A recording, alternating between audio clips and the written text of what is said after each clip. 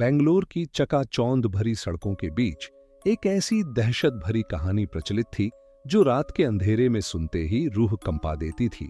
कहते हैं कि जब रात गहराती है और कोहरा सड़क को ढक लेता है, तब एक लाल साड़ी में लिपटी एक महिला घोड़े पर सवार होकर तेजी से दौड़ती हुई दिखती है। कोई नहीं जानता कि वह कौन है, कहां से आई है, लेकिन जिसने भी उसका पीछा किया वह फिर कभी नहीं लौटा। रवि, विशाल और सोनिया बेंगलोर के एक प्रतिष्ठित कॉलेज के छात्र थे। उन्हें डरावनी कहानियों पर विश्वास नहीं था और हमेशा किसी भी अफवाह को झूठ मानते थे। एक दिन कॉलेज में बैठे बैठे उन्होंने इस कहानी के बारे में सुना। विशाल हंसते हुए बोला, लाल साड़ी में भूत, घोड़े पर? भाई, ये तो किसी फिल्म की स्क्रिप्ट लग रही है। रवि ने चुनौती भरे स्वर में कहा, अगर सच में ऐसा कुछ होता तो लोग उसका वीडियो बना चुके होते। चलो आज रात जाकर देखते हैं कि इसमें कितनी सच्चाई है। सोनिया ने घबराते हुए कहा, यार, ये सब मजाक नहीं है। सुना है कि जिसने भी उसका पीछा किया वो गायब हो गया। लेकिन विशाल और रवि पीछे हटने वालों में से नहीं थे। उन्होंने फैसला किया कि वे रात के 2 बजे बेंगलोर मंगलौर हाईवे पर जाएंगे, जहां लोगों ने इस रहस्यमयी घुड़सवार को देखने का दावा किया था। रात के 1:45 हो चुके थे। तीनों दोस्त अपनी बाइकों पर हाईवे की ओर बढ़ रहे थे। मौसम अचानक ठंडा होने लगा, हल्का कोहरा भी छाने लगा था। रवि ने कहा, देखो, बिल्कुल सही समय है। अगर कोई है तो अभी दिखेगी। वे सड़क के किनारे रुके और इंतजार करने लगे। घड़ी की सुइयां 2 बजे पर पहुंच चुकी थीं। चारों ओर सन्नाटा था।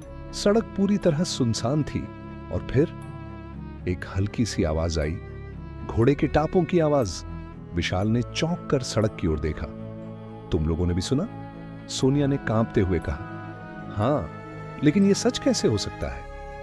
टापों की आवाज धीरे धीरे तेज हो रही थी और फिर धुंध में से एक छाया उभरने लगी। कोहरे के बीच एक महिला घोड़े पर सवार थी। उसने लाल साड़ी पहन रखी थी। उसके लंबे काले बाल हवा में लहरा रहे थे। लेकिन सबसे डरावनी बात थी उसका चेहरा। उसकी आंखें चमक रही थीं, जैसे अंगारे जल रहे हों। रवि ने घबराकर कहा, भाई, ये तो सच में है, अब क्या करें? विशाल ने धीरे से बाइक स्टार्ट की और कहा, चलो इसके पीछे चलते हैं, पता लगाते हैं कि ये कौन है।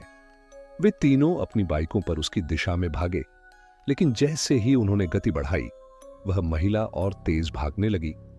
उसके घोड़े की गति किसी भी सामान्य घोड़े से अधिक थी। वह हवा में उड़ रही थी। जैसे जैसे वे उसके करीब पहुंचे, उन्होंने देखा कि सड़क बदलने लगी थी। अब वे हाईवे पर नहीं थे। चारों ओर अंधेरा था और हवा में अजीब सी गंध थी, जैसे किसी चीज के जलने की। सोनिया ने कांपते हुए कहा, ये कहां आ गए हम? रवि ने चारों ओर देखा। अब वहां कोई सड़क नहीं थी, सिर्फ एक पुरानी हवेली खड़ी थी। हवेली के दरवाजे खुद ब खुद खुले और अंदर से एक भयावह चीख सुनाई दी। महिला अपने घोड़े से उतरकर हवेली के अंदर चली गई। विशाल ने हिम्मत करके अंदर झांका, लेकिन अंदर अंधकार के अलावा कुछ नहीं था। सोनिया ने डरते हुए कहा, अब हमें वापस जाना चाहिए, ये जगह सही नहीं लग रही। रवि ने कहा, लेकिन हम यहां आए हैं सच जानने के लिए। उन्होंने जब दोबारा अंदर देखा तो दीवारों पर अजीब आकृतियां बनी हुई थीं, जैसे किसी ने नाखूनों से उन्हें खरोंच कर बनाया हो। तभी अचानक एक जोरदार दरवाजा बंद होने की आवाज आई और फिर हवा में वही घोड़े के टापों की आवाज गूंजने लगी। सोनिया ने पीछे देखा, लेकिन अब वह महिला उनके पीछे खड़ी थी। उसकी आंखें जल रही थीं, उसके होंठ हिल रहे थे, लेकिन कोई आवाज नहीं आ रही थी। रवि ने साहस जुटाकर पूछा, तुम कौन हो? अचानक महिला की आवाज गूंजी, तुम लोग यहां नहीं होने चाहिए थे। फिर जैसे ही उसने हाथ उठाया, हवेली की जमीन हिलने लगी। विशाल ने चिल्लाते हुए कहा, भागो! वे तीनों जान बचाकर दौड़ने लगे, लेकिन चारों ओर धुआं और अंधेरा था। तभी अचानक सोनिया जोर से चीख पड़ी। वे मुड़े तो देखा कि महिला ने सोनिया को पकड़ लिया था। उसकी लाल साड़ी अब खून से लथपथ थी। विशाल ने हिम्मत जुटाकर एक लोहे की छड़ी उठाई और उसकी ओर फेंकी, लेकिन वह महिला हवा में गायब हो गई। सोनिया कांप रही थी।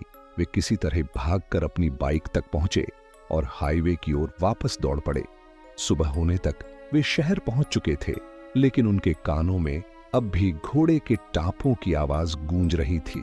अगले दिन उन्होंने इंटरनेट पर इस बारे में खोजबीन की और जो सच सामने आया उसने उनके होश उड़ा दिए। वह महिला कोई और नहीं बल्कि राधिका नाम की लड़की थी, जो 30 साल पहले इसी हाईवे पर एक हादसे का शिकार हुई थी। वह अपनी शादी के दिन लाल साड़ी पहने अपने पति के पास जा रही थी जब एक ट्रक ने उसे कुचल दिया। कहते हैं उसकी आत्मा अब भी उसी लाल साड़ी में घोड़े पर सवार होकर अपने अधूरे सफर को पूरा करने की कोशिश करती है। जो भी उसे देखता है वह उसकी छाया में खो जाता है। और उस रात जो हुआ वह क्या किसी हकीकत से कम था? अभी भी जब कोई रात के 2 बजे उस हाईवे से गुजरता है तो घोड़े के टापों की आवाज सुनाई देती है और लाल साड़ी में लिपटी एक घुड़सवार छाया कोहरे के बीच गायब हो जाती है।